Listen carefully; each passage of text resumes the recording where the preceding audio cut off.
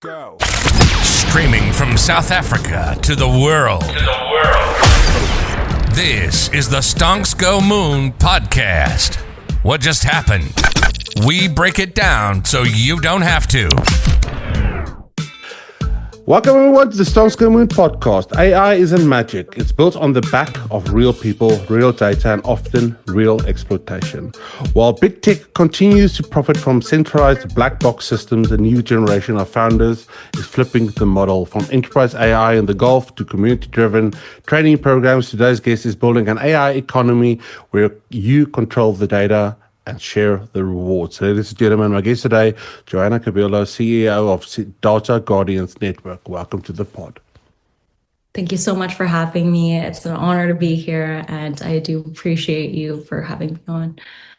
Thank you so much for coming on to the pod today. First of all, you've worked on massive AI deployments, right? So my research says Saudi Aramco, Cisco.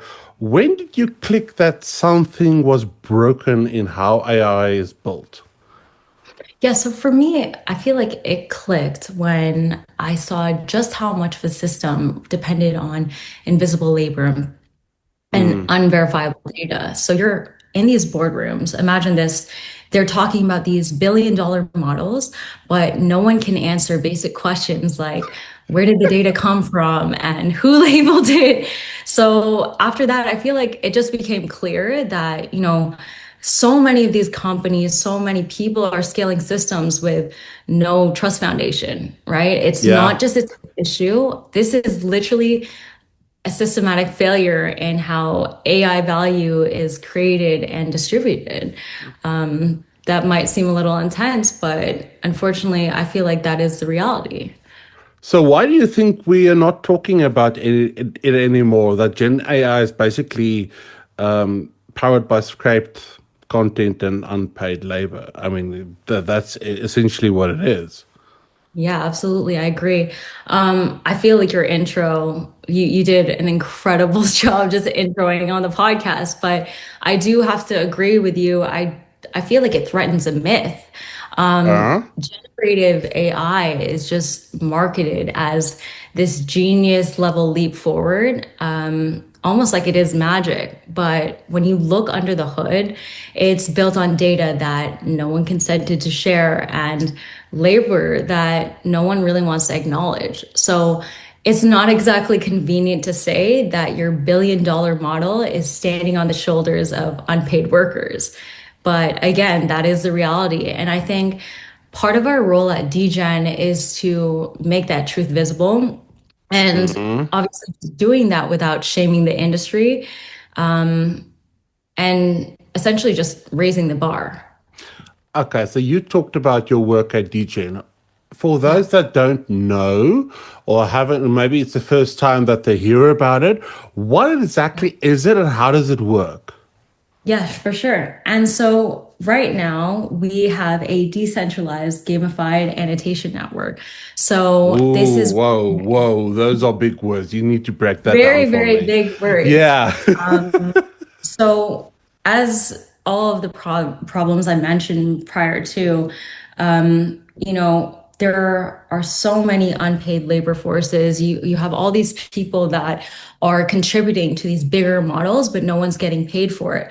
So taking a step back and realizing, okay, how do we build on a foundation where we can actually get people to monetize their own digital footprint and own it? We decided, okay, decentralization is clearly the answer for that.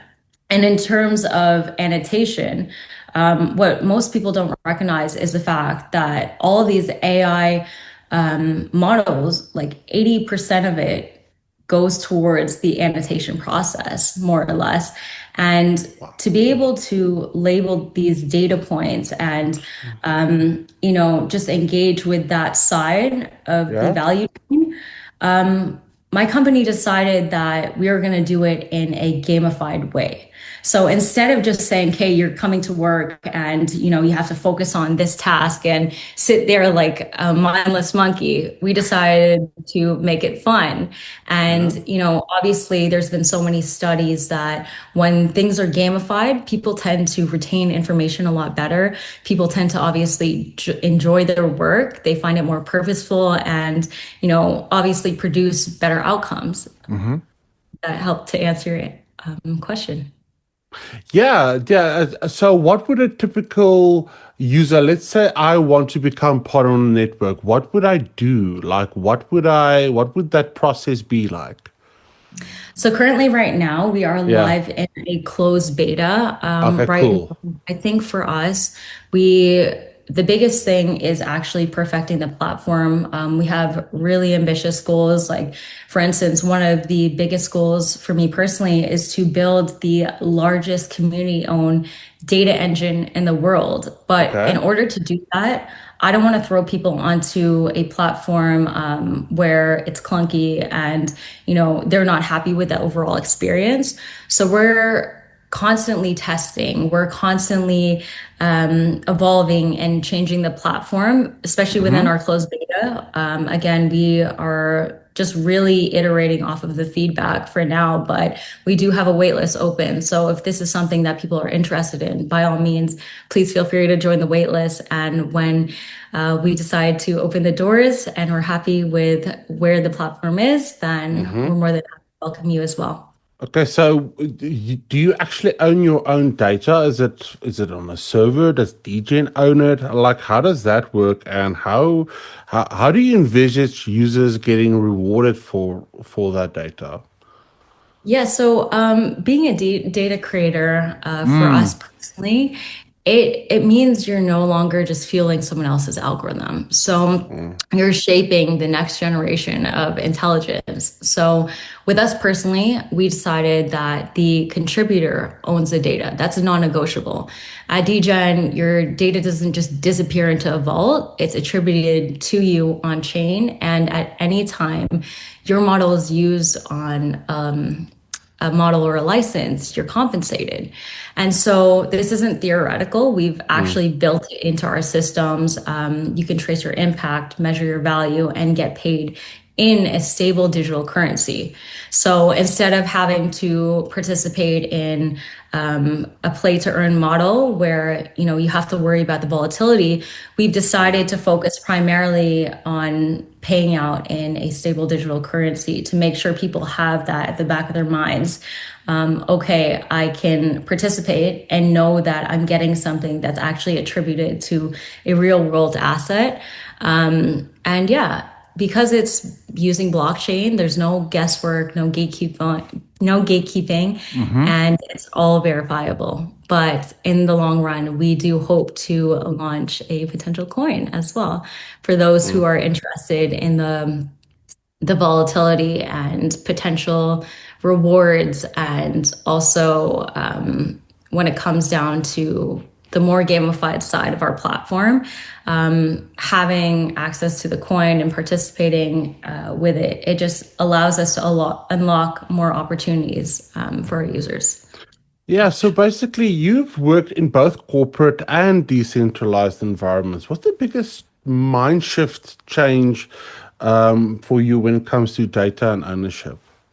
Yeah. So basically, when it comes down to it, I feel like it's a completely different model going from Mm, one to the other. I feel like on the more corporate side, people are seen more as a product yeah, rather so, than someone who actually has a seat at the table. And obviously, when it comes down to more decentralized communities, like actual ownership is a must, it's a priority.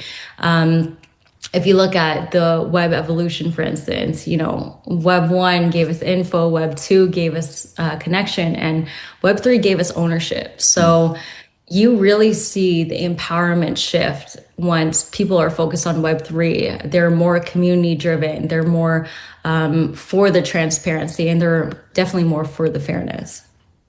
Have you seen the AI generated deep fakes yet? Looking at something like Google's VO3 and similar models coming out. How scary is that? It's so scary. It's so cool, but so scary.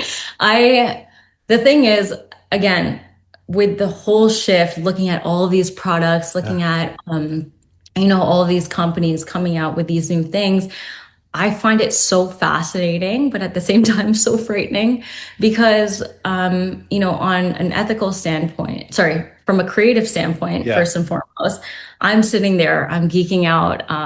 Possibilities are endless.